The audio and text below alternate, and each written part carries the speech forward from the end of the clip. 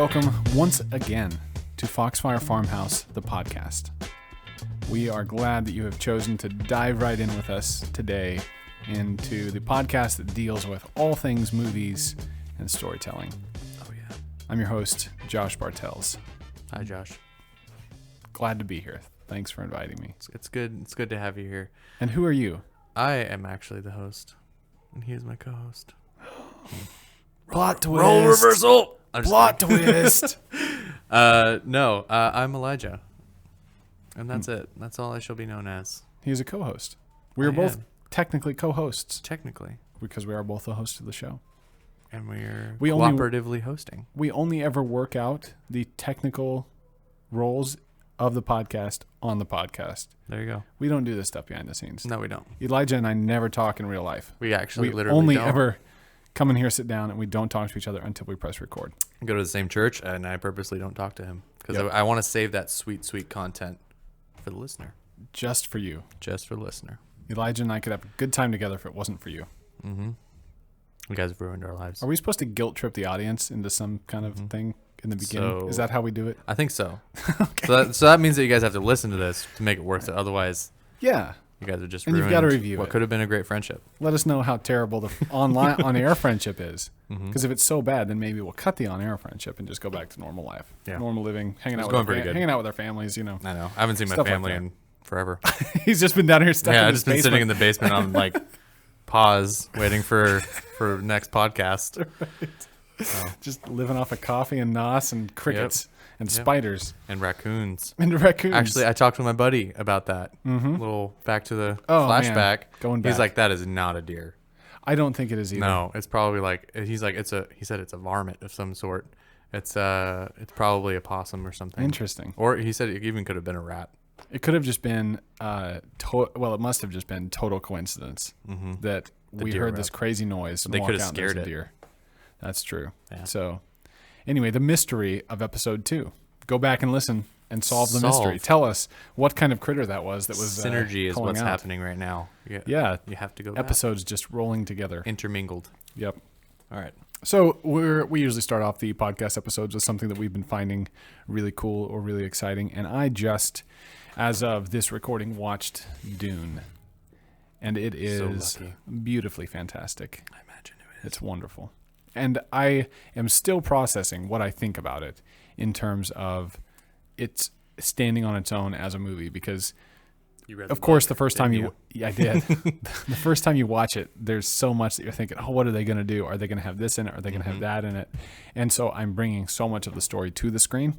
I think that only after I watch it the second time will I Yeah. be able to see it, I guess, for the first time. You don't want to Phantom Menace this. You don't want to come back and be like, oh, I added so much to it, but it's not. Yeah, It's exactly. not what I thought it was. Right, exactly. And maybe that's what's going to happen. Who knows? I don't know. I was talking with my buddies, and a lot of them really liked it. Some of them really didn't like it. They thought it was pretty boring. It is very slow. Is it a spoiler But to it's- talk about the subtitle of that movie? No, it's not a spoiler. It's Okay. public knowledge now. Okay, it's a part 1. Yep. Yeah. And so today- that would have made me upset. It made my buddies upset. They're like, what? Oh, okay. What? Today it was just announced that part 2 is officially greenlit and going. Yes. So as of I haven't even seen it. I today, know it's what is probably gonna today? be- We're recording on October 26th. So this will air here in about a week and a half. And as of October 26th, it is now officially coming. Dune Oh, yeah. part 2. I'm so excited. Yeah. And it would be a wonderful, like, super long back-to-back watch to put these together. Oh yeah. It's just so the story of Dune is that there is it's this fantasy world. The Emperor is the top dog in the universe, and he is the one who is So you galactic in charge of emperor. assigning. Yeah, he's in charge of assigning different houses to different responsibilities. And House Atreides has been over the planet. I believe it's called Caladan, and they are now being sent to take over Arrakis, which is a desert planet. And so Paul Atreides is the prince of House Atreides, and his father, Leto Atreides, is the one who's inheriting this planet. The Harkonnens, who were the people in charge before, have now left, and there is tension between them, the Emperor, and the House Atreides. and you'll have to watch it to get all the I'm so excited political about this. stuff going on, but it's such a big scale, beautifully done movie. Just stunning work.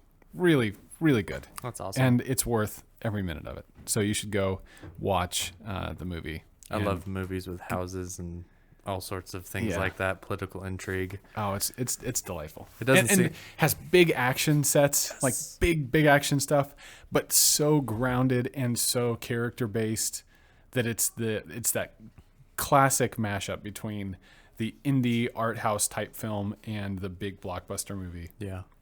Beautiful, beautiful film. Go watch it. You can watch it at home, actually, if you have HBO Max, or of course it's out in theaters now. But go watch it. I'm refusing to watch it at home. I want to see it in theater first. See, I watched it at home. I cheated. You got to watch it in theater, So man. maybe my second time needs to be the theater. There you when go. I'm good. That would probably But elevate it that so won't much. give you an objective thing because you'll just get that full experience. That's just true. Like, oh my gosh, the sounds are so But in large. some ways, that experience is the experience of cinema, and so Yeah. it's really hard to separate what a movie was like if you haven't seen it in the theaters. Which that's a whole other discussion for another time. Yeah. But yeah, What is cinema? oh man, Oh. yeah. If Appar- Scorsese appar- was here, he would Apparently, say superhero movies aren't cinema, except if you finance them yourself. yes, Oh. and you make Burn your Joker. Scorsese. Yeah. Anyway, what have you been finding cool lately? What's been- So what I've been finding cool is the movie, since I again haven't had internet for a while. My son really loves watching How to Train Your Dragon, and over the course of his life, he's probably watched that a lot of times. I don't want to give a number, but he's watched it a lot of times. And that being as it is, I have watched it many times, and it is such a good movie. It's it's beautiful. It's a beautiful movie. Score is awesome. It's I think Peter Doyle is the composer. I'm pretty sure. I want to see. Am I right? Patrick Doyle. Oh, hang on, I'll pull it up. Patrick Doyle is the composer. He is a Irish-born composer. I'm pretty sure it's Patrick or Peter. Okay, Let's check Elijah's composer this is knowledge. like trivia time here. Doom, doom, doom, doom. Except my iPad isn't going fast enough. I'll let you continue doing that. But Yeah, I love How to Train Your Dragon. yeah, I love the whole series. it's such a good story, and like in terms of like being a father-son story in the first one, then you have the mother aspect in the second one. But the first one, like, it's such a good story in terms of like understanding like the issues that fathers and sons have with communicating with each other and expectations and what to do when your son's not like you. Not necessarily that I'm dealing with these issues with my son, but I recognize them as being something that's common to most people. And also I love dragons, and they dealt with them really well. And they're just the visual style of those dragons and the Vikings is so cool. Vikings wonderful. fighting not dinosaurs, but dragons. It's fantastic. Yeah. John Powell is the John name that I came Powell. up with. No, really? That's what it says. I'm having trouble finding. I had trouble finding that, but that actually, hang on. I'm on the wrong Go movie. on Spotify. I'm on the wrong movie. I'm pretty sure because He's gonna be vindicated here in just a I second. will. No, be it still says vindicated. John Powell. No. Is it? You're gonna have to check on Okay, your. hold on. your thing. All right. Sorry. So Continue. while you're looking for that, I love How to Train Your Dragon for the. Oh no, he's been. I'm wrong. Oh dear. Oh man, from C.S. Lewis to this, I've been proven wrong. This is why I just don't put my foot out there. I try, man. I Yeah. try. Especially with music, I'm not gonna. I love be able music, to and I don't know why I got that Yeah. wrong. I always thought it was the guy who did the music for Harry Potter, the fourth one. Let me see. So, How to Train Your Dragon. This series follows a kid who is a scrawny. He's a scrawny Viking, and if you know anything about Vikings aren't supposed to be scrawny, and he does a terrible job at being a Viking. Yeah. They're supposed to kill dragons, and he can't seem to kill a dragon. And then he ends up finding a dragon, making it his pet, his pal, his companion, and the dragon is dependent on him to be able to fly. And so there's this synergistic relationship between him and the dragon, and he ends up discovering that if his dad continues to try to kill dragons, his dad is going to die because he's going into the heart of the big dragon lair and the bigger monster and the bigger dragon, and so he's got to save his dad. And in the end, him and his dragon kind of sacrifice themselves for the tribe.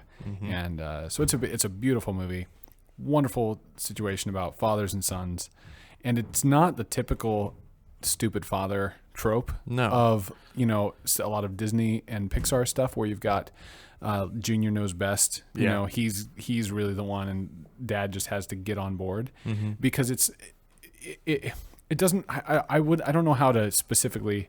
I think the father's good at what, like you said, the father's good at what he does. Like, he has skill. He's able to defeat dragons with his bare hands. Yes. He just since birth. And so, like, he's not like this, like, dumb dad who sits on the couch. Like, he knows what he's doing. He's intelligent to how the dragons act. And so with that, he has reasons for why the dragons aren't good. Yeah. And that comes into some conflict with his son's ideas of the dragons, and they actually have debates, and it takes a lot for his dad to see, and it shows that match of pride that sons and fathers have a lot of times, and does a really good job with it. It does a great job with it. Yeah. And then in the second one, I love the tension that it creates, where now Burke, their town, has come to love dragons, and dragons are just living with them, and everything's great, and it's actually a wonderful life, and dragons and humans can live together. And then there's this Draco Bloodfist, this really dark, bad character who's trying to dominate all the dragons and build this dragon army. And so he is convinced that he's going to go stop Draco. But when he goes, he discovers that Drago cannot be convinced. Drago is not going to be swayed by rhetoric. Drago is only someone who is dealt with by violence. And there's that like the pacifist question of what do you do?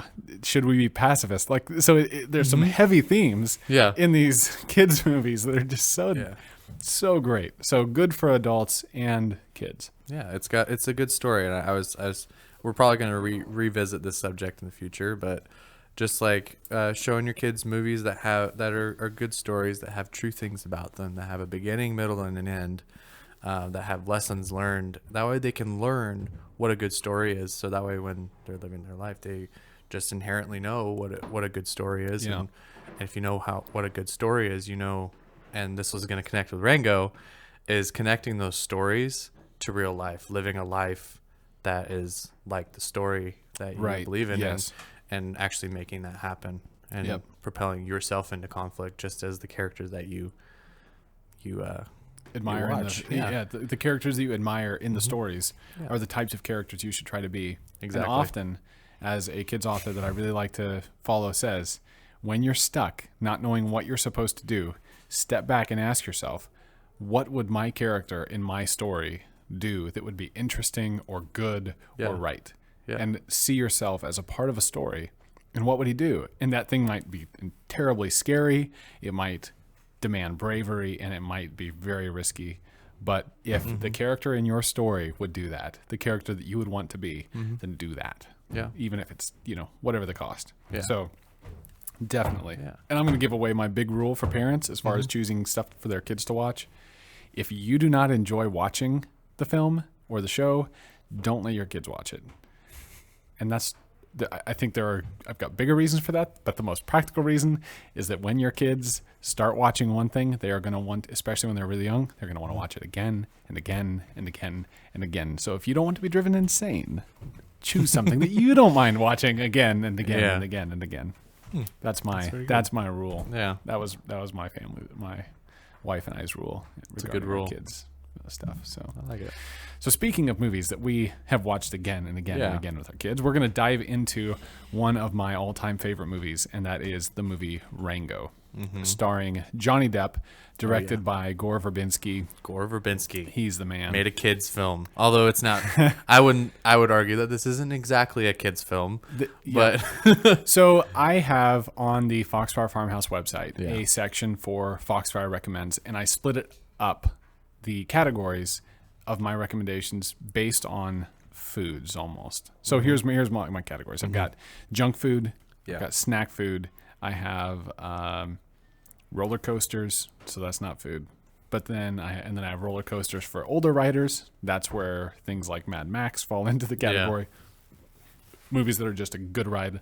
This is where the roller coaster section is where I would put stuff like Mission Impossible or James Bond or things like that. Just good rides that are a lot of fun, but I'm not going to them for story nourishment, right? Like there might be good things that I get along the way, but it's not the reason I'm going to those movies. Yeah. But then, so in the snack food category is where things like I actually have How to Train Your Dragon in the snack food category of the things that are wholesome snacks for kids that are really going to nourish them and that they're going to enjoy. But then I've also got a category that's the fine wine category. And these are the movies like I have Calvary in there. I have Captain Fantastic in there. I have some of Andrei Tarkovsky's films, things like that. A Hidden Life by Terrence Malick. Probably any of Malick's films would end up landing in that category. They're harder things to appreciate, right? Like, or even, I guess, if you don't drink wine, you could go to like a coffee analogy that this is like the black coffee that you have to learn to like, and you have to learn to pick up on the notes and the flavors. And so wine is not the kind of thing that a kid just would drink on its own. If a kid drank wine, they're not going to like it. It's an acquired taste that they have to learn what it's like to enjoy that film, and then they're going to get something from it. I say all that to say that in my categorization of where Rango falls, Rango actually sits in the junk food or in the snack food and in the fine wine categories for me. Because on the surface, on the level of fun, goofy cartoon characters who go through a romping adventure, and like this hits all the boxes for my kids to enjoy it. Yeah.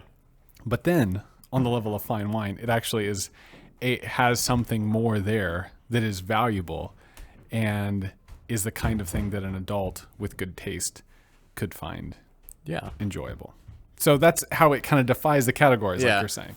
Yeah, it definitely, like, it traipses into a bunch of different genres. It's got that sweet little aspect of an animated animal film, and then it's also got that aspect of a gritty, Western noir kind of vibe to it, where there's a mystery and there's a bad sheriff, and there's all these items that both audiences of parents and children can enjoy, and it's got that dimension that really can be looked into in a serious way.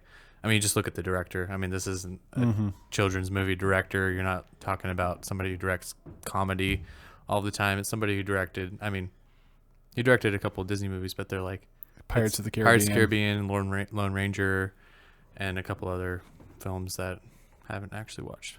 He's not the kind you would typically peg as being, he's not a Brad Bird or someone like that. No. He's more a mature filmmaker, making films for mature audiences. Yeah. And this lands within that category while at the same time still reaching down and allowing it to be something that kids can get from the bottom shelf. Yeah. So it's a beautiful movie. It's to bring back our very favorite cinematographer. Cinematographer credited on this movie is Roger Deakins, and so it is a stunningly beautiful film. It's it plays visually in the Western genre most of all. Yep. And so it's got a lot of those Western vibes. If you just have to, first of all, you should just go watch it, and then you can listen to us talk about it a little bit. Watch. So the story, to start with, picks up with a gecko, I think is what he is. It's a chameleon. Chameleon, that's right. He's not a gecko. He's a chameleon. Story things. It has, it's a significant, because the theme of the movie is who is he? And he's a character. He's a hero undefined. He starts off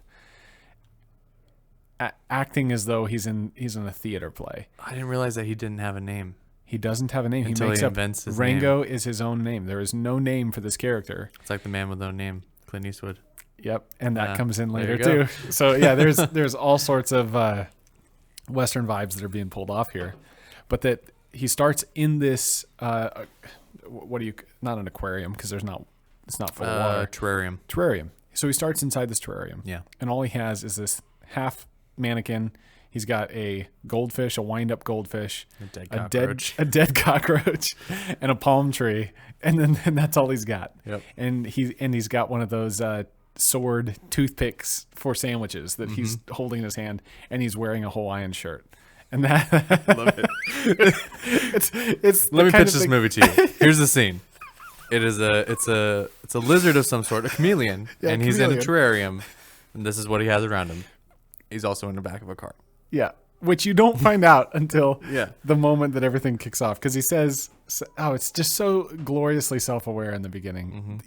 You must watch the first 5 minutes, it's probably not even 5 minutes. It's probably 3 minutes. Yeah. Just to that scene itself is just absolutely glorious. Even just up to the armadillo, just before the armadillo. Yes, Like, yes. I mean, Because and then he past it, says, a hero needs conflict. That's Yeah. what we're missing in the Yeah. story. And he needs something Some that's going to ironic- propel him into yeah. conflict. And then you hear the screech of wheels. The camera zooms out. You realize he's on the back of a station wagon. Yeah. And then they swerve to miss what later you're going to find out is an armadillo. And his whole terrarium is just thrown out of the car. His world is shattered. Literally. There's so much visual storytelling in this. It's awesome. Fantastic. It's so dense. But it's just a chameleon being thrown out the back of the car. To a child, it's like Yes. him getting thrown in, but to an adult, you're like, oh my gosh, there's so much that's imagery so here. dense. And it smashes onto the ground. Yeah. He is now in the desert. There's no one around now. Suddenly it's very quiet. There's only an armadillo who's been run over.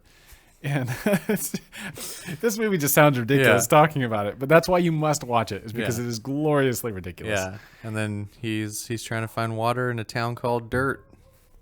And he has these odd visions or dreams that just are so visually interesting. Yeah. So he ends up, the armadillo sends him off into the desert to find water. And he says, go that way. And to find water, you must first find dirt. Mm-hmm. And so he heads off. He ends up meeting up in the town with this cast of characters.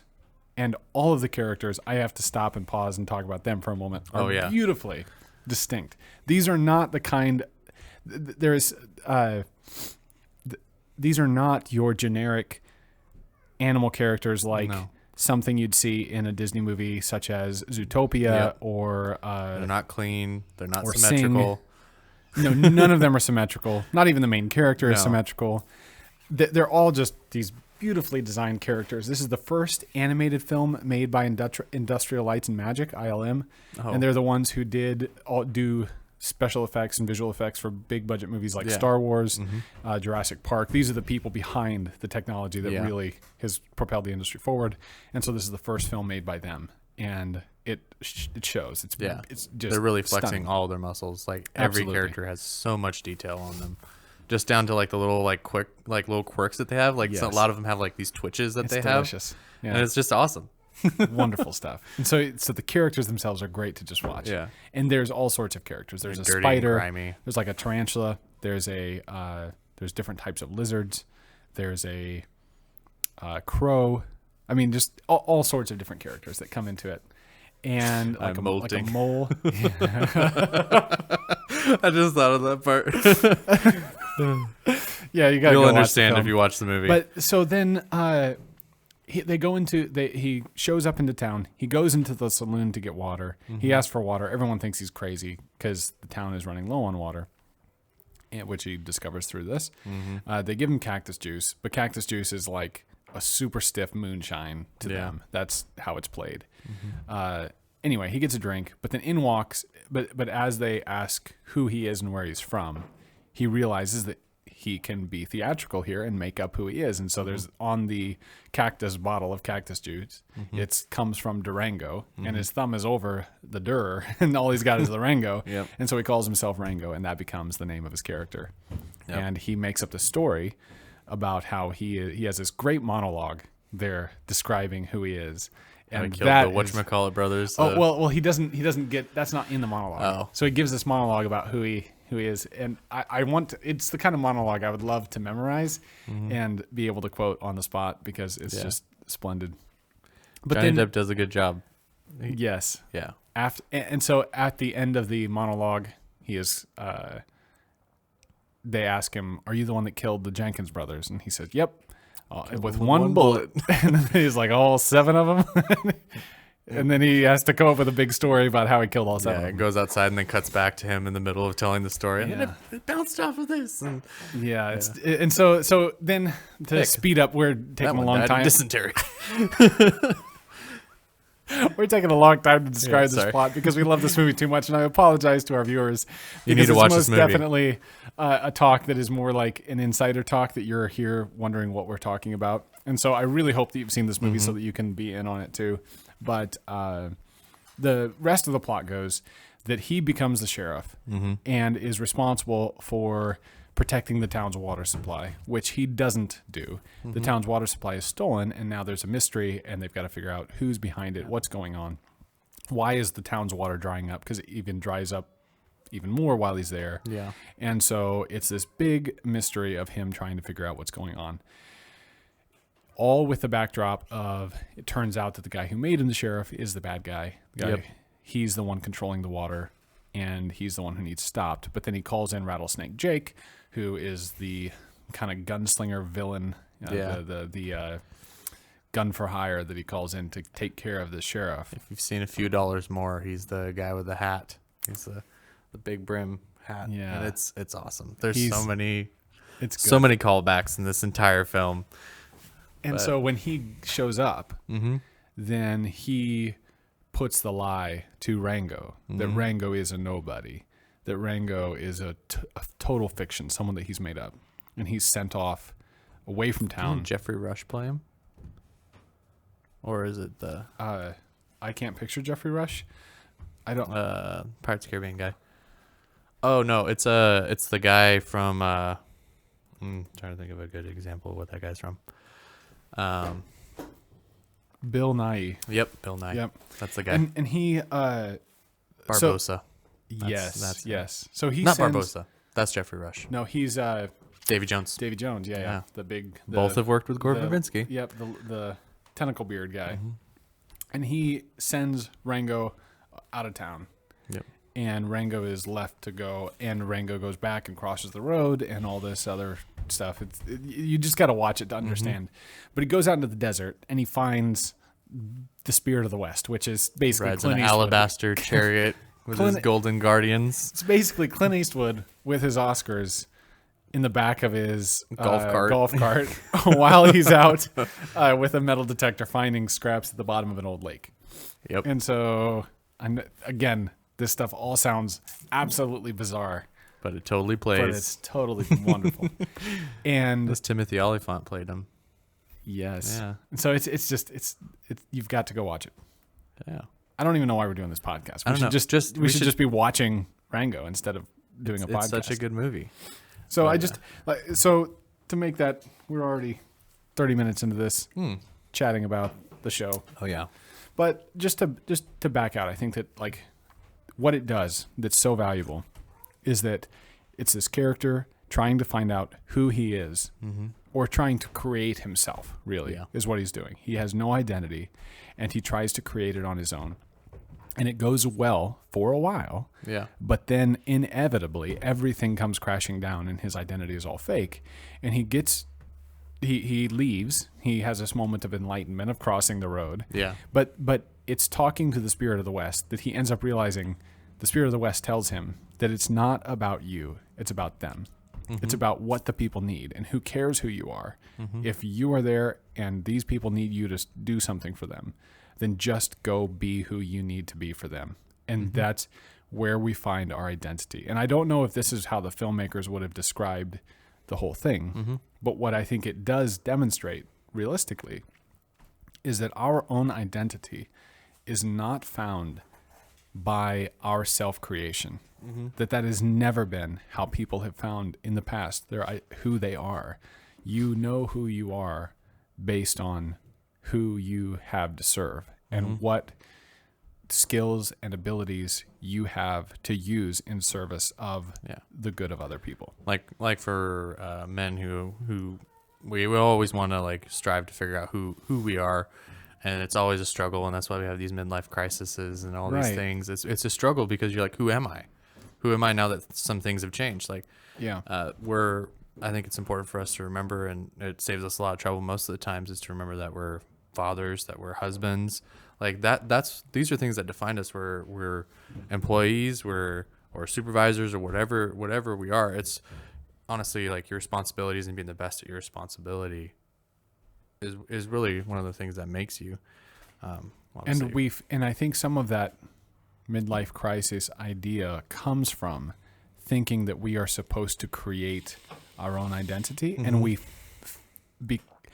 were trying to create it from the get-go. Yeah. That maybe, and I don't know, I don't know if I qualify as having hit midlife crises before, but I have hit those times where I tried to create myself to be something. At times I wanted to be the filmmaker, and then the way that God put my life together, it just didn't happen. And it wasn't for laziness on my part or some kind of bad acting on my end, as much as it was that I had responsibilities that pulled me away or demanded something else from me.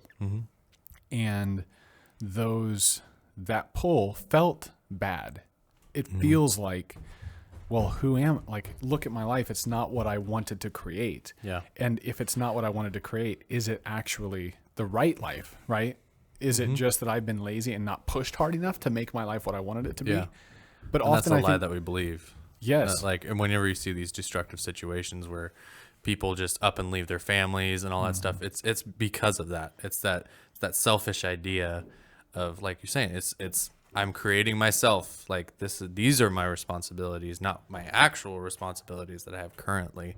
Whether that's you're trying to do something good, like becoming a filmmaker, or like those stories of like people trying to become missionaries and they forsake their family and their children. And like, that's not, you're breaking. Yeah. You have to think about these things first. This is what you got. This is what God has given you. And you have to take care of that. And I think what's interesting about that is that in the story of Rango, had Rango, when he crosses the road and is kicked out of his whole life fell apart, the sham of his life. Yeah, his sham of his life is gone. Then had he said, well, who am I going to be now? And recreated himself, that would have been a horrible end. Like, no one would say, Rango, you need to do this. Everyone would say, Rango, go fight and stand and maybe die. But give yourself trying to help these people who need help. They need some kind of deliverance. And they are looking to you. So why not be that guy? And it's easy to see that in the story. But when we have those kinds of crises in our own lives of who am I supposed to be? Then we can very quickly say, well, go recreate yourself. When if we were to back out and look at ourselves a little more objectively, we would say, no, like you've got a wife and 3 kids, Josh, you don't need to go pursue this particular dream, or you don't need to go pursue this kind of vision of your life. Just give yourself in service to them. And that is a beautiful story of laying down your life for someone else. Like, do dying that. to self.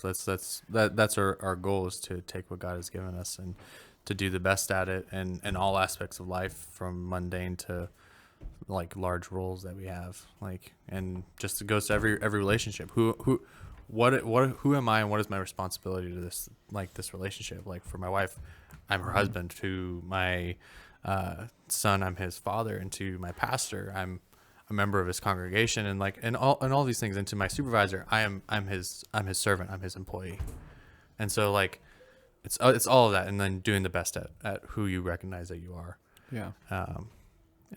That's pretty cool. And what's so cool about this movie is you've got a movie that deals with that kind of theme and is the kind of thing your kids would love. Yeah. And they will laugh at. My kids quote those first lines of Rango all the time. And there's a line that Rango says where he says, a hero cannot exist in a vacuum. And I swear they think that he's talking about a vacuum cleaner.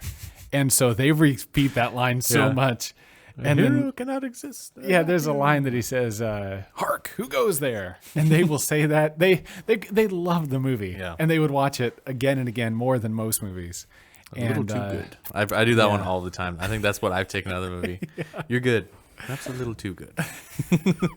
It's wonderful. And I just got the joke when he's like, you're a tree. There, I said it. And like, I'm like, that means so much more now to me.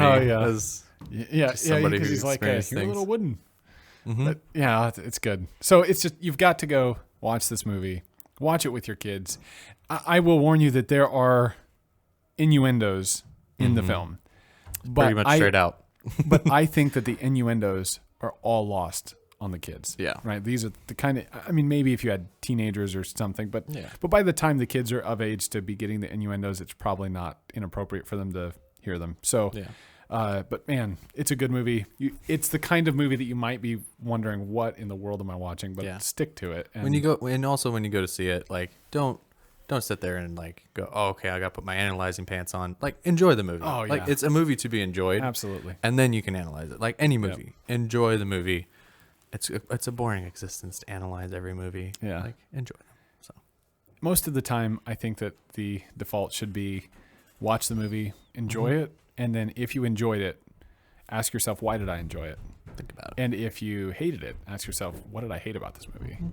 And that's going to be enlightening and better. Let yourself experience it first. And I think if it's a movie that you can analyze as it's going on, then it probably sucks. Yeah. You're like, oh man, all these things, because that's the point of the movie, is that you're not necessarily like thinking about it while you're watching it. It's the goal of the movie to have you think about it after it's stopped.